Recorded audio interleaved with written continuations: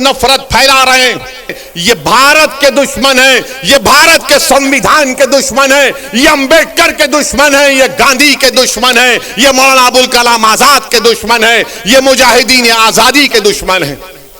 ये भारत है जिसको आपको समझना है, ये वो भारत नहीं है जिसको हमारे बुजुर्गों ने अंग्रेजों से आजाद करवाया था। ये जो मौजूदा भारत है ये वो भारत नहीं है जिसको सन 57 की जंग आजादी में हमारे बुजुर्गों ने अपने खून से सरजमीन को लाल किया था।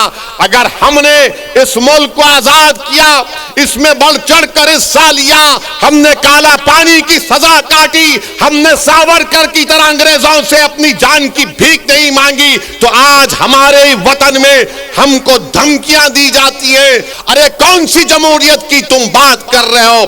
कौन से संविधान की मोहब्बत में तुम काम कर रहे हो? बताओ नरेंद्र मोदी, बताओ अमित शाह, आज तुम्हारी नाक के नीचे खड़े होकर भारत की सबसे बड़ी अक़लियत मुसलमानों से इस तरह की धमकियां दी जा रही हैं। ये भारत जो हमारा देश है, हमारा वतन अजीज है, इस भारत का कोई मजहब नहीं है। ये भारत ना हिंदुओं का है, ना मुसलमानों का है, ना ईसाइयों का है, ना सिखों का है।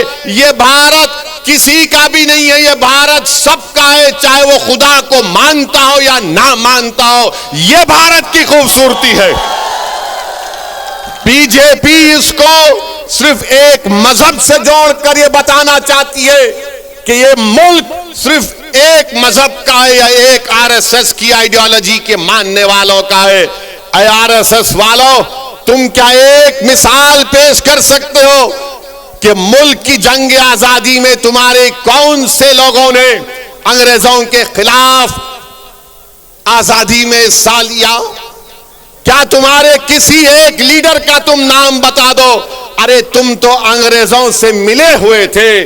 तुम्हारे उस वक्त के सर संचालक ने कहा था, तुम्हारे उस वक्त के सर संचालक ने कहा था कि आजादी की लड़ाई में हिस्सा मत लो। नाम लो मैं उनका। मेरे अजीज दोस्तों और बुजुर्गों, आज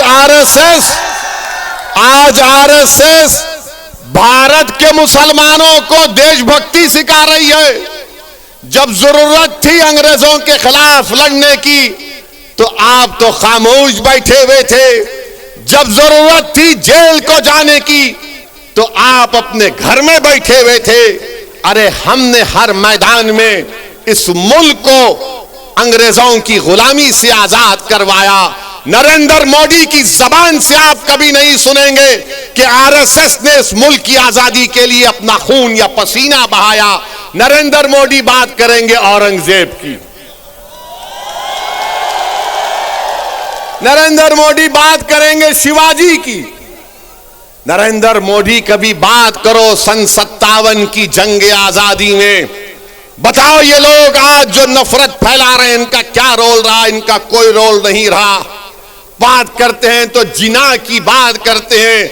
अरे इसी सरजमीन से हमने टू नेशन थियरी को रिजेक्ट किया, मुस्तरद किया।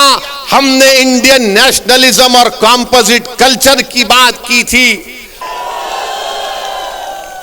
तुमको अगर गांधी से मोहब्बत है तो भारत के मुसलमानों से ही मोहब्बत रखो, क्योंकि गांधी ने भूख हड़ताल की थी पार्टीशन के वक्त, जब मुसलमानों को काटा जा रहा था फसादात में।